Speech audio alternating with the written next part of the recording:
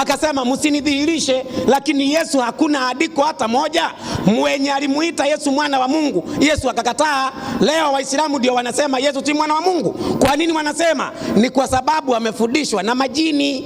72:1 Qur'an sura ya majini 72:1 piga mpaka 3. Kusema Yesu si mwana wa Mungu labda uwe pepo ama uwe mshirika wa mapepo, hiyo tu. Inasema hivi sura ya 72 ndio aya yake 72:1 inasemaje? Sema imefunuliwa kwangu ya kuwa kundi moja la majini. Imefunuliwa kwangu ya kuwa kundi moja la majini lilisikia Qur'ani likasema, hakika tumesikia Qur'ani ya ajabu, ndio inaongoza katika uongofu. Kwa hiyo tumeamini wala tutamshirikisha yeyote tena na Mola wetu. Ndio. Na kwa hakika utukufu wa Mola wetu umetukuka kabisa. Hakujifanyia mke wala mwana. Kumbe majini ndio wanasema Mungu hana mke wala mwana, ni majini. Sasa kama wewe hautaki elimu ya majini, lazima uachane na hii.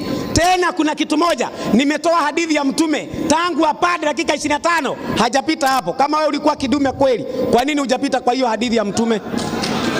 Si umepanda dakika 25 umeshuka bila kupita hapo. Sasa utakujaje utukonivizizizi wewe ni mwalimu? Bado labda mtafuta msaada mwingine kama Tanzania bado haijakuja. Amwisha ule kidume kinyogoli ule. Tunarudia hadithi ya bwana Mtume. Ndio. Inasema Mtume sallallahu alaihi wasallam. Ndio. Viumbe wote ni wana wa Mwenyezi Mungu. Ni wana wa nani? Wa Mwenyezi Mungu. Sasa si ukuje useme mtume wako muongo. Na alafu anakuja asema Tedasha alitoka nje ya mada, anasema Mungu ana wana, wakati mada ni Yesu mwana wa Mungu. Tena ukasahau nayo ukasema Mungu hana wana. Kwa nini hukusema Yesu mwana wa Mungu? Si Mungu ana wana. Si hata ulikuwa nje ya mada basi. Na aliye mbora ndio ni ambaye anawafaa wanawe. Anawafaa nani? Wanawe, yani wana wa Mungu. Kitu kingine ambaye mimi sijamuelewa, kwa maana amesema ametoa 26:63 Mathayo ya kwamba Yesu anasema mtamuona mwana wa Adamu. Sasa akasema mimi sikatai Yesu ni mwana wa Adamu, lakini si mwana wa Mungu. Nani alisema mwana wa Adamu si mwana wa Mungu?